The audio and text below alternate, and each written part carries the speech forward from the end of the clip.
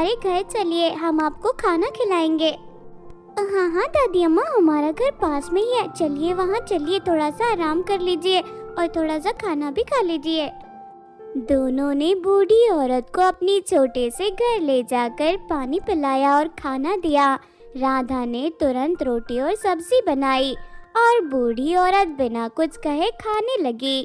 खाना खत्म करने के बाद वो औरत मुस्कुराई और बोली, तुम दोनों लड़कियां बहुत अच्छी हो, तुमने बिना मुझे जाने पहचाने मदद की, इसका मैं हमेशा आभारी रहूंगी। मैं तुम्हें एक अनमोल तोहफा देना चाहती हूँ। ये सुनकर दोनों बहनें खुश हो गई। दादी माँ, हमें किसी चीज की जरूरत नहीं है, आपका आशीर्वाद ही हमारे लिए काफी है।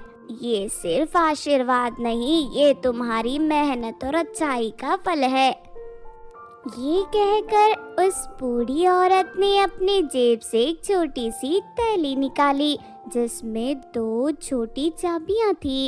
एक चाबी पर सोना बना था और दूसरी चाबी चांदी से। ये दोनों चाबियां तुम्हारे लिए हैं, इन्हें अपने किचन में इस्तेमाल करो। इनका जादू देखना, तुम्हारे जीवन की सारी मुश्किलें दूर हो जाएंगी। पूजा और राधा समझ नहीं पाई कि ये क्या हो रहा है, लेकिन उन्होंने चाबियां ले ली। क्या सच में ये कुछ जादू की चाबियां हैं दीदी? मुझे तो अजीब सा लग रहा है। छोटी, ये तो बस उनका आशीर्वाद है, जादू का तो मुझे पता नहीं। अब देखते हैं इसमें क्या जादू है। वो बूढ़ी औरत वहाँ से चली गई। रात को जब सो रहे थे, राधा के मन में ख्याल आया। उसने सोचा कि क्यों ना ये चाबियों को आजमाया जाए। उसने पहले सोने वाली चाबी उठाई और किचन का ताले में डाला। जैसे ही उसने चाबी घुमाई, एक तेज चमक हुई और पूरा किचन सोने का बन गया। किचन पूरा का पूरा मॉडर्न जैसा लग रहा था। ये देखकर राधा पूरी तरह चौंक गई। उसने अपनी दीदी को उठाया।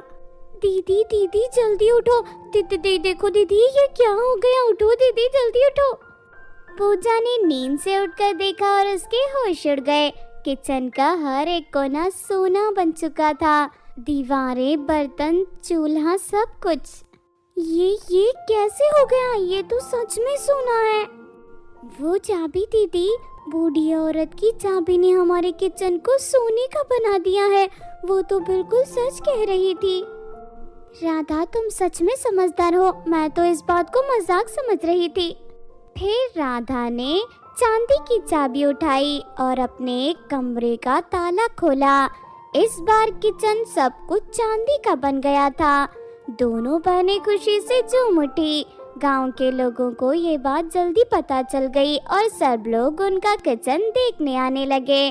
जब गांव के लोगों को पता चला कि पूजा और राधा के पास सोने और चांदी का किचन है, तो कुछ लोग उसने बधाई देने लगे, तो कुछ लोगों के मन में जलन पैदा होने लगी। कमला नाम की औरत, जो पहले उन दोनों की मदद करती थी, अब उन दोनों से जलने लगी थी।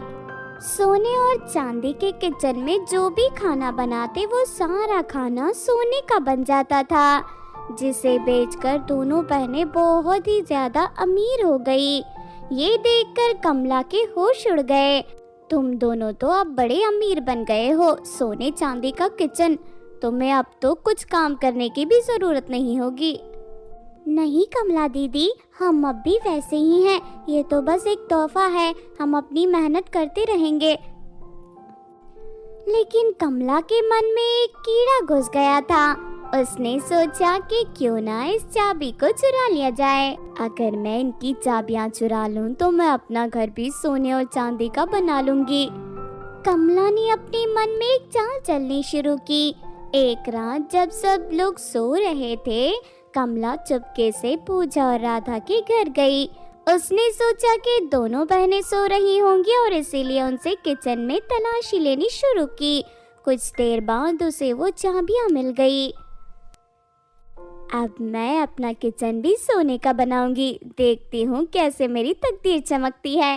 कमला तुरंत वहाँ से भाग गई और अपने घर जाकर चाबियों का इस्तेमाल करना शुरू किया। जैसे ही उसने सोने की चाबी अपने किचन के ताले में डाली, किचन तो सोने का बन गया, लेकिन अचानक किचन में आग लग गई। ये क्या हो रहा है? यहाँ आग कैसे लग गई?